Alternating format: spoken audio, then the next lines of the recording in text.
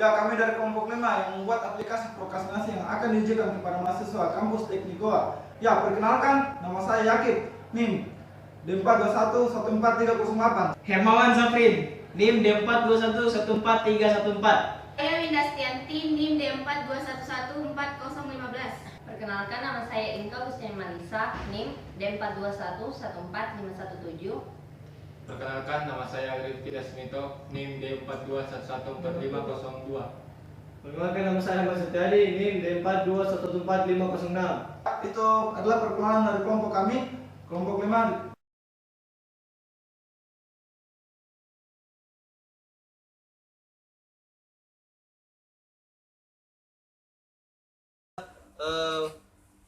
Berasal dari bahasa Latin, yaitu procrastiner, ya, dari kata pro yang artinya maju ke depan, bergerak maju dan lain-lain. Terus dan juga dari kata crastinus yang berarti besok atau hari esok. Jadi secara istilah melakukan suatu ketika hari esok.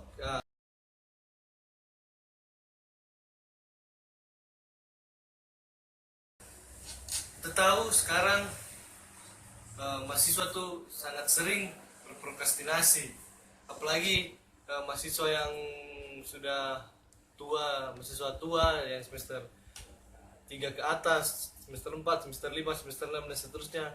Mereka sudah sebenarnya sangat tinggi tingkat prokrastinasinya, tapi mereka tidak sadar seberapa tingginya tingkat prokrastinasinya mereka, sehingga mereka sering melakukan prokrastinasi tapi tidak pernah berubah, selalu berprokrastinasi.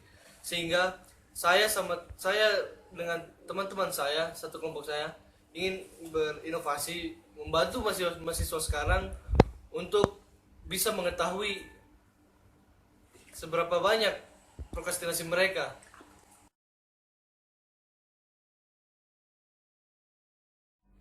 Saya di sini akan mewawancarai seorang mahasiswi Unhas yang katanya cukup prokrastinasi dalam tugas kuliah.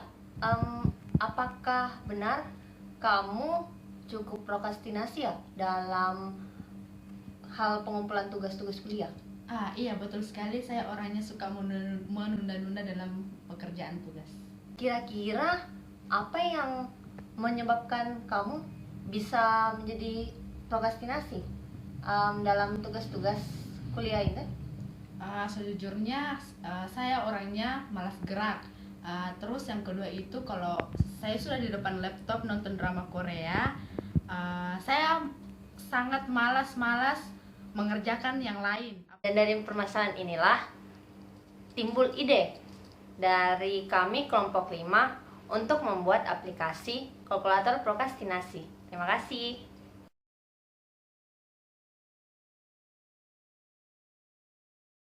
Di sini saya akan mencoba mendemokan aplikasi yang telah dibuat oleh kelompok kami.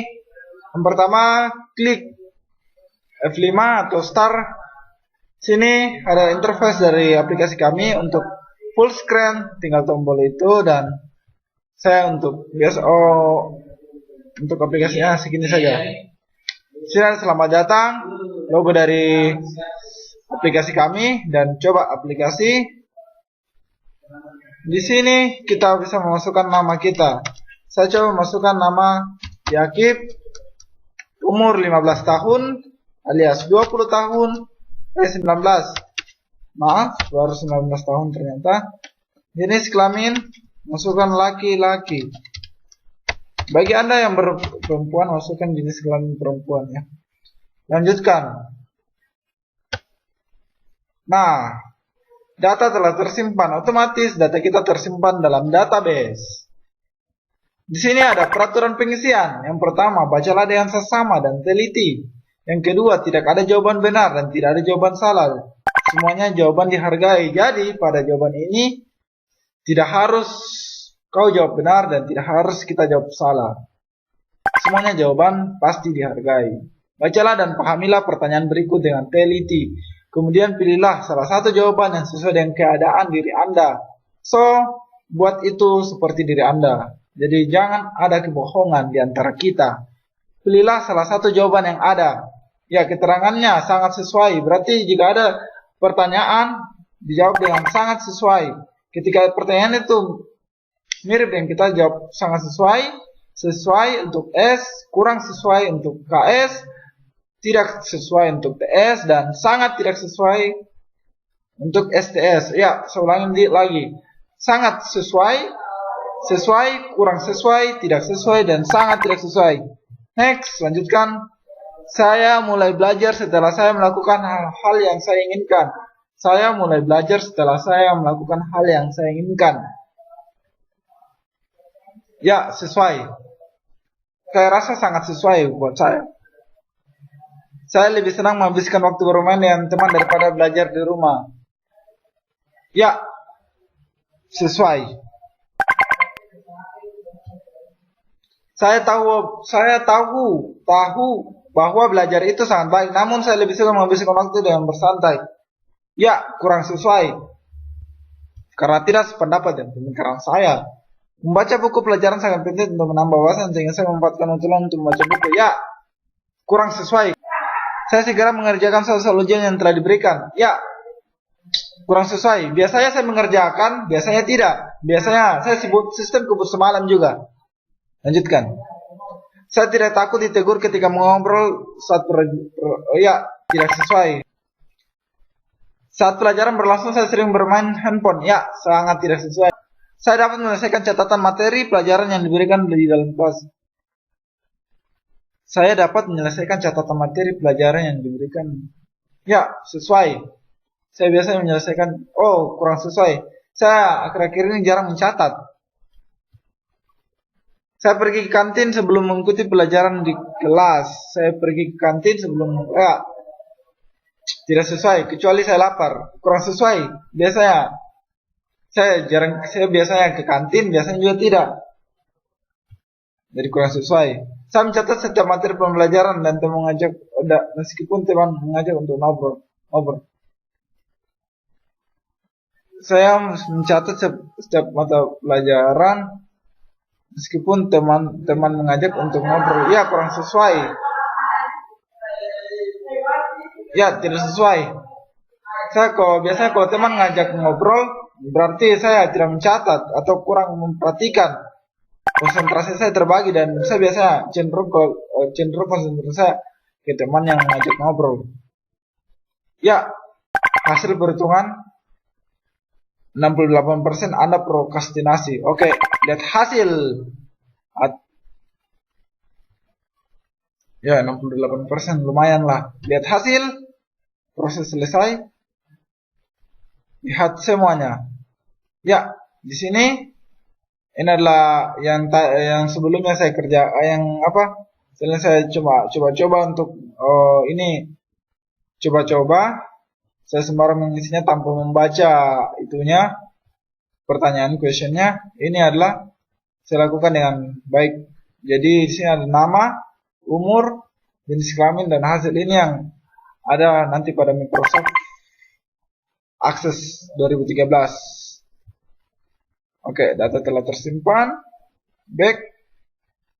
Dan saya kira itu adalah tutorial atau demo dari kelompok 5.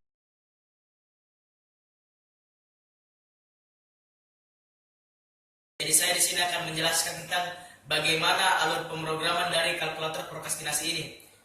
Jadi ini kalkulator prokrastinasi ini saya menggunakan objek-objek kelas yang berbeda. Saya menggunakan kurang lebih dari 10 form yang ada, dan kemudian saya menggabungkannya sehingga jadilah sebuah aplikasi kalkulator prokrastinasi ini. Di dalam pembuatan kalkulator prokrastinasi ini, saya menggunakan teknik OOP, Object Oriented Programming, di mana saya mencoba menurunkan sifat dari parentnya. Jadi saya nanti di dalam program itu saya menerapkan sifat inheritance terhadap form-form yang ada, terhadap kelas-kelas yang ada. Cara kerjanya, pada saat awal itu halaman form biodata itu akan muncul. Form biodata akan muncul dan di situ ada tombol mulai. Di dalam tombol mulai itu akan dimulai perekaman bahwa database akan itu data-data yang akan diinputnya nanti akan masuk ke dalam database, data nama, umur, dan jenis kelamin. Setelah itu akan ada tombol lanjutkan dan tombol kosongkan. Tombol kosongkan digunakan apabila ketika semua inputan ada yang salah, maka cukup saya tekan tombol kosongkan, maka semua text box yang ada akan kosong. Untuk lanjutkan, itu ketika ditekan lanjutkan, maka form biodata akan langsung masuk ke form aturan permainannya, aturan pengisiannya. Jadi di situ dijelaskan bagaimana kita menggunakan kalkulator prokrastinasi ini, simbol-simbol yang ada apa saja, bagaimana aturan mainnya, seperti itu. Di situ juga masih terdapat tombol lanjutkan. Tombol lanjutkan itu dipergunakan untuk melanjutkan dari form untuk pengaturannya sampai ke form untuk kuesioner untuk pendeteksian apakah Anda seorang prokrastinator atau bukan. Ya, jadi di situ ada 10 form kurang lebih ada 10 pertanyaan, berarti saya menggunakan 10 form. Terus di dalam pemrogramannya saya menggunakan label untuk teks-teksnya, menampilkan teks-teks pertanyaan, serta saya menggunakan radio button untuk pemilihan jawaban yang menurut si klien itu benar. Dan saya menggunakan buttonnya masih button lanjutkan untuk mengalihkan dari form 1 ke form yang kedua. Nah, ketika saya memilih sebuah jawaban, di situ terdapat poin-poin tersendiri. Poin-poin tersendiri yang nanti akan disimpan ke dalam satu buah variabel. Satu buah variabel ini angkanya kemudian diwariskan. Mulai dari misalkan saya dari pertanyaan pertama mau ke pertanyaan kedua. Di pertanyaan pertama saya memiliki nilai 4. Kemudian nilai variabel 4 ini dibawa masuk ke dalam form yang kedua ini. Setelah dibawa masuk, diolah lagi nilai saya. Jadi nanti itu variabel untuk menentukan berapa sih jumlahnya, berapa sih jumlah angka si prokrastinatornya. Terus kemudian begitu seterusnya dilakukan looping sampai dia 10 pertanyaan. Terus bagaimana caranya saya menghitung berapa persen angka prokrastinator saya? Caranya itu adalah di dalam poin-poin sudah ditentukan. Misalkan jawaban saya sangat setuju itu bernilai 5. Begitu seterusnya. Jadi poin yang didapat itu dibagi dengan 50, kemudian kita kalikan dengan 100%. Maka itu adalah persentase nilai dari kalkulator prokrastinasi. Persentase dari seberapa prokrastinatornya sih kita ini. Terus setelah itu akan ada tombol lihat hasil. Setelah selesai pertanyaan ke-10 lanjutkan, maka akan muncul sebuah form. Itu form seperti penglihatan hasilnya. Di dalam situ ada button untuk lihat hasil. Di situ nanti klien akan melihat seberapa tinggi sih prokrastinatornya. Terus yang kedua ada di situ button untuk lihat data. Button lihat data itu adalah button untuk menampilkan semua database yang ada. Dalam artian di sini misalkan ada 2 orang klien yang sudah mencoba 2 buah aplikasi saya. Itu 2 orang data dari dua orang klien tersebut, baik nama, umur, jenis kelamin serta tingkat prokrastinatornya itu tersimpan di dalam database kami. Sehingga pada saat ada sebuah penelitian yang membutuhkan memang data-data tingkat prokrastinator orang, kita dengan mudah dapat melisnya. Namun tentu saja sifat menampilkan data tersebut bersifat privasi. Jadi tidak semua orang bisa mengakses lihat data tersebut. Kemudian di terakhir itu ada tombol keluar. Itu adalah tombol untuk mengakhiri dari kalkulator prokrastinasi ini. Sekian dari saya. Wassalamualaikum warahmatullahi wabarakatuh. Saya akan menjelaskan tentang database dari program kami. Yang pertama, saya akan menjelaskan apa itu database, kemudian kenapa kami memerlukan database dalam program kami, kemudian yang ketiga bagaimana cara kerja database dalam program kami. Jadi yang pertama database atau basis data adalah kumpulan data yang disimpan secara sistematis di dalam komputer yang dapat diolah atau dimanipulasi menggunakan perangkat lunak atau program aplikasi untuk menghasilkan informasi. Dalam hal program kami menggunakan Microsoft Access 2013 untuk database kami. Kemudian, kenapa kami memerlukan database dalam program kami? Agar setiap data dari klien yang menggunakan software kami baik itu data pribadi maupun hasil presentasi dari klien kami, akan dimasukkan dan disimpan dalam sistem database. Kemudian bagaimana kerja database di program? Jadi, bukti bahwa aplikasi kami menggunakan database adalah dengan adanya di sini tabel user di sini. Kami telah menghubungkan database ke Microsoft Access 2013. Bukti lain adalah ketika kita mengklik form ini,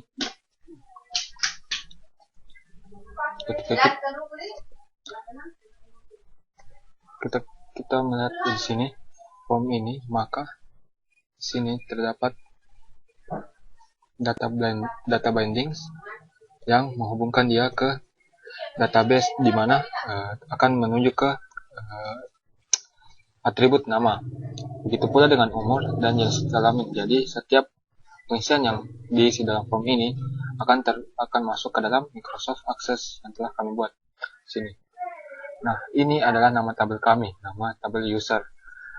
Tadi telah dipraktekkan oleh teman kami yang bernama Yakib dengan nilai 868. Jadi, setiap data yang telah diisi dan hasil dari kuesioner akan masuk ke dalam sini. Sehingga setiap kapanpun dibutuhkan data tentang kuesioner ini, maka cukup mengakses Microsoft Access saja.